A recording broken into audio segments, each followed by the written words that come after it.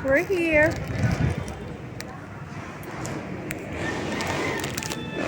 Here, andito tayo sa may, ano,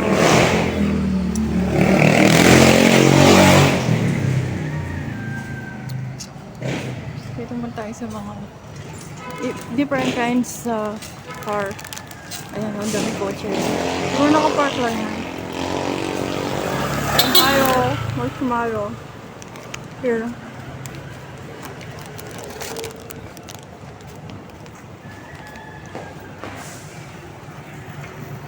Ayan.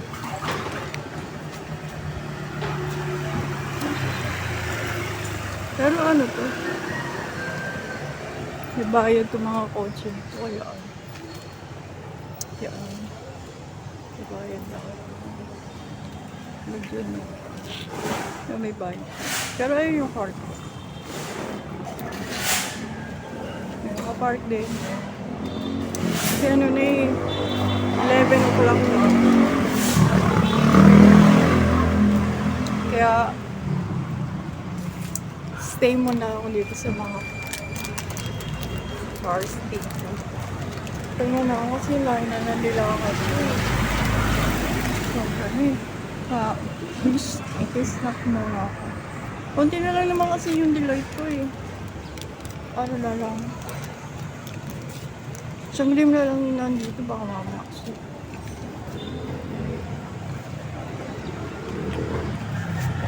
Stay muna ako dito.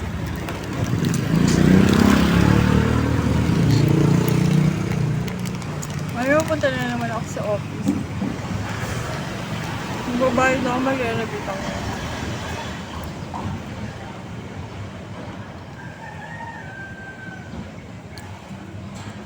Pinadala na naman kasi kung ano eh, noodles. Kasi kapag magre-remit ako, that's the time na makakagit lang ako ng noodles. Then, ibibigay ko dun sa store na nag-order sa akin ngayon. Ito muna yung marshmallow. Ang gusto ko snack ngayon. Alam ko ngayon sa ano, sa Pampanga Market. Meron nag-invite sa akin na sa Sunday, merong meeting de Evans, may parada. Alas 2 ng hapon. Alam ko nung venue nila kapag ano na, nagbigay na ng snacks.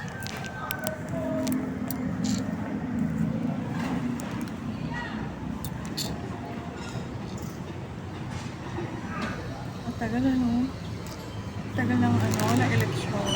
Papagod na ako so ano na eh, election day na eh, para malaman ako sino yung mga dapat na manalo ulit na ano, sa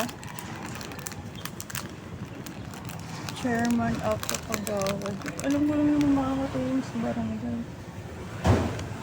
Sa neighborhood, may maboto ko talaga yun. Yung mga magpapabuse yung mga tao. Pag nakakita na may kumakain, pupuntahan, aabusuhan. Ganun yung maraming tao ang ganun, totoo.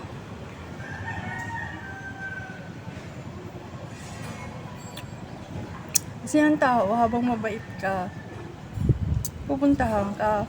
Pero kung iisipin mo naman, yung bait na gagawin mo, aabusuhin. Hindi ko yata alam yun ah. Alam ko talaga nagtitinda ako ng delight eh. Teka lang ha. Saka alam ko, ang hirap ng buhay talaga. Kapag wala kang sweldo, magtrabaho. Ganun kasi talaga eh. Huwag mo nga pupuntahan yung mga tao nagtatrabaho. Busy yun, hindi ka mapapansin nun. Ang isipin mo lang, akala mo kapag nakauwi, may dalang kakainin, kinabukasan, yun na yun, ayaw na lumabas ng bahay, tayo napapagod na yun, ganun yun. Wait lang ah. Ay.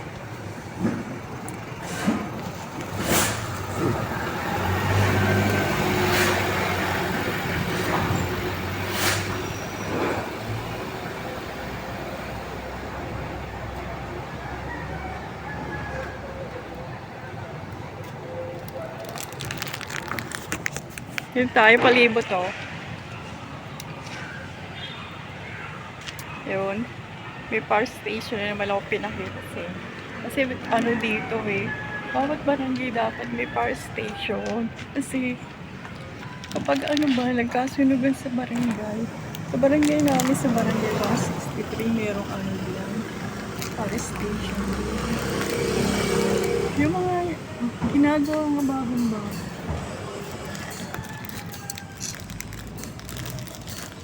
Ang layo pa nito. Nandito pa lang naman kasi ito sa may ano. Sa may bandang. Barangay. Ano to eh. Ito talaga na ito. Hindi. Isay ko pa lang. Tapos ay yung ano yung sa Pabelia. Yung delay. Pupunta na ako doon. Para makaget ulit ako ng noodles. So, malapit na tayo dito sa office ko. Andito na ako ngayon sa Villaruel Street, Abansantes Avenue.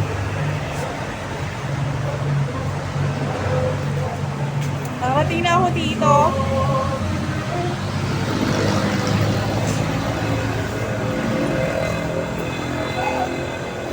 Ito yung pera. Ang remit.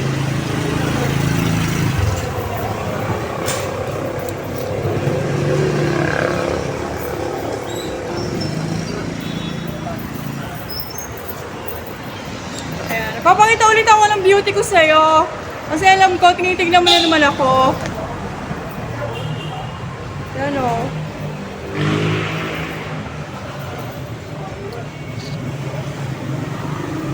Ito office to eh. Ano to yung... Wait lang ha. Baka makita.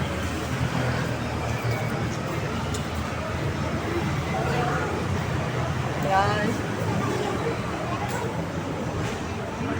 Ayan yung loob.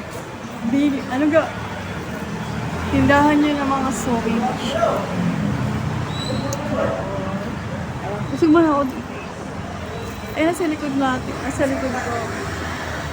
Sewing machines. Sa districto pa rin to eh. Districto siya. Nato, kumain ka na. Ayun yung part ko.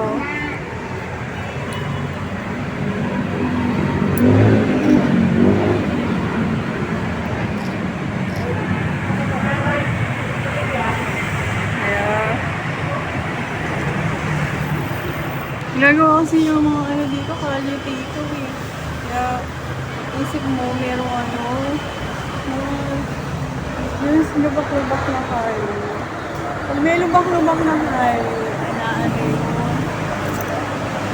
Ilalagyan nyo ng ano, may spalto ano dito. Hinihingal pa ako. Ano na ngayon Tuesday?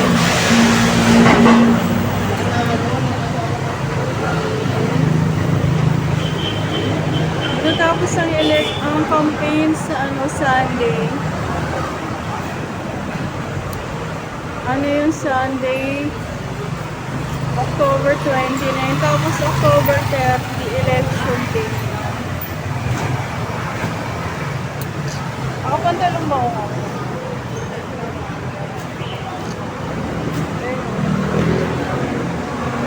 Sabi din na dapat na para relax ko. I think ano, malapit na rin yung ano, yung time na December, Christmas spirit. Mas lalong ano, mabongga dito. Maraming makikita ko dito sa holiday. Mapakita ko sa inyo. Kaya lang kasi sa November 1,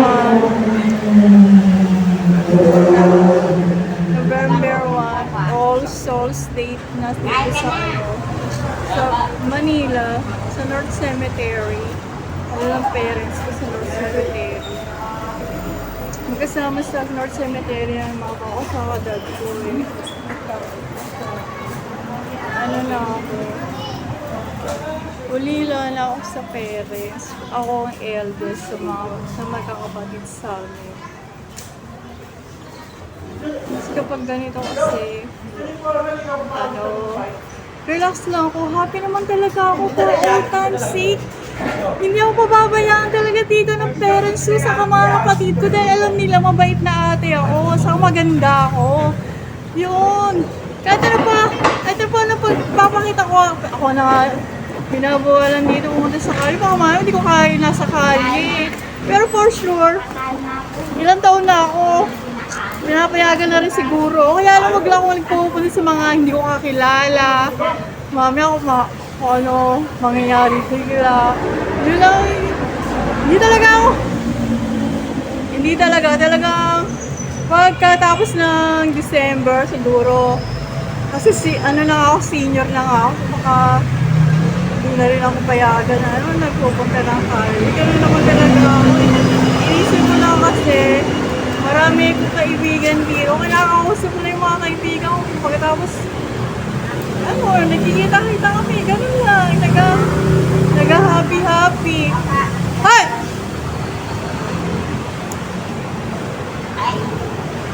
Sorry Kasi merong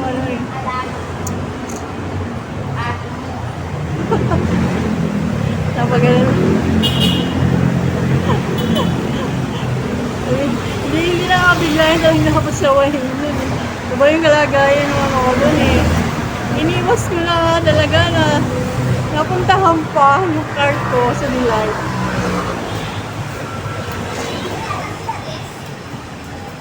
Ito yun, sabi ng mga brother. Kaya hindi naman ako nagbabike. Hindi talaga ako palalabas ng bahay kapag nagbike ako eh. Talagang, dahil ako na sa buhay ko yung cart na yan. Ito, pinapakita ko sa inyo yung Delight card ko. Yun ang pinakamalalang dahilan ko sa buhay ko.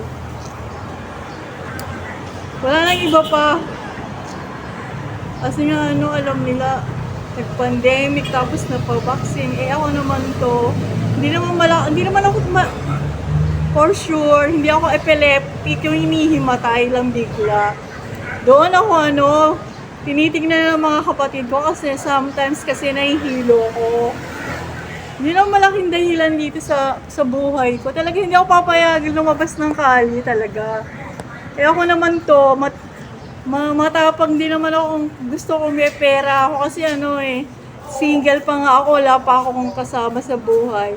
Eto naman ako ngayon, nagpapakita sa kanila na kaya ko naman mag-work. Kasi ayoko na natutulog lang sa taas ng bahay namin.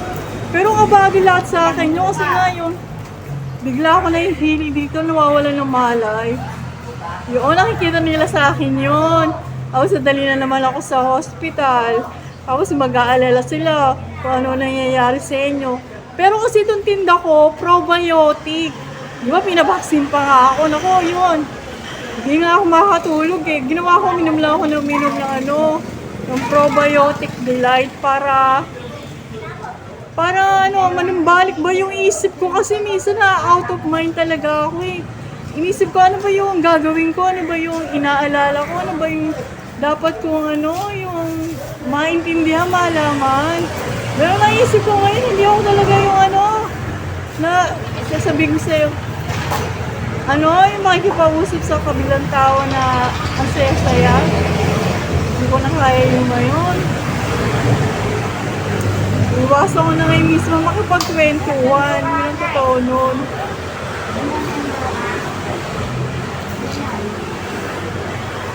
Yung sa Divisoria Mall, I think napakalayong lugar na rin talaga ngayon. Kasi maraming pinagbabawal. Bawal ang vendor. Bawal yung yung mga sidewalk. Ano ba yun? Yung pagdating ng alas 12:30, yung malasakit. Pag gumusina na yun, ako alis ka na doon, hindi ka napapayagan magtinda doon. Kunyari lang yung gagawin mo kunyari lang. Kasi yun nakakaya na rin yung lumana na may malasakit. Araw-araw, ganun ang ginagawa eh. Hindi ko na rin pupuntahan yun. Yung pagtsatsagaan ko magtinda doon. Hindi na rin, sinabi ko nga sa boss ko.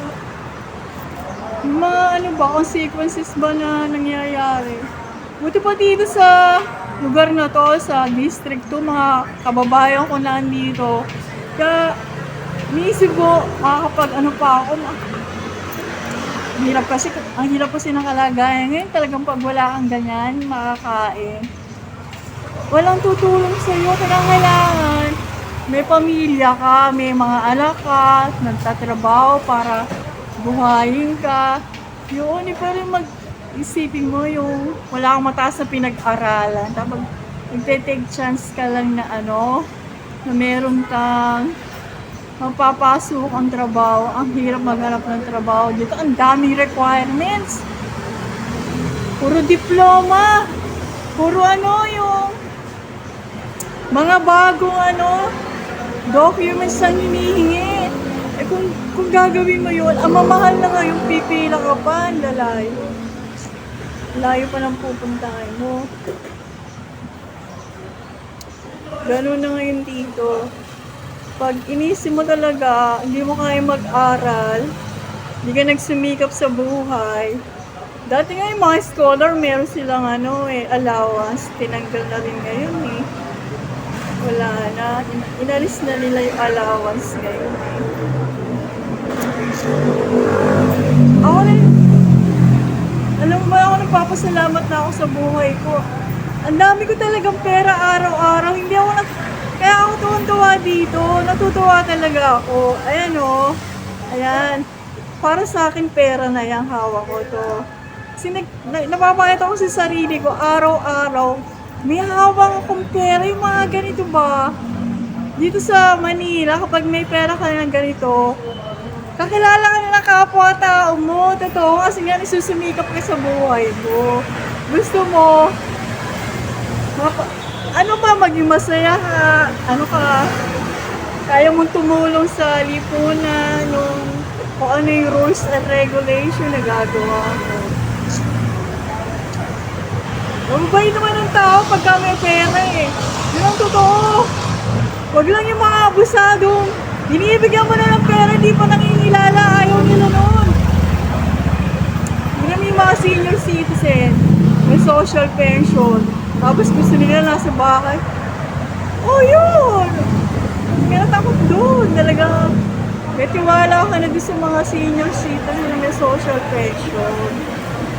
Pag na-reach mo yung ganon, na tuwan-tuwa ka sa buhay mo, pagkatapos, ikaw na binibigyan ngayon ng pera, salamat ka, nakatira ka sa sarili mong bahay. Meron kang maghapon na tinitignan na pera. Yun. Kaya, kung ako sa inyo, kung ako nagtitinda ako, iniisip nyo na gawa ko to, what more ba kung kayo rin, magagawa nyo rin yan. Hi there to my friends. I would like to thank you to make your comments and posting to my YouTube channel. Nag-grow na po yung aking YouTube channel. Thank you to all my friends.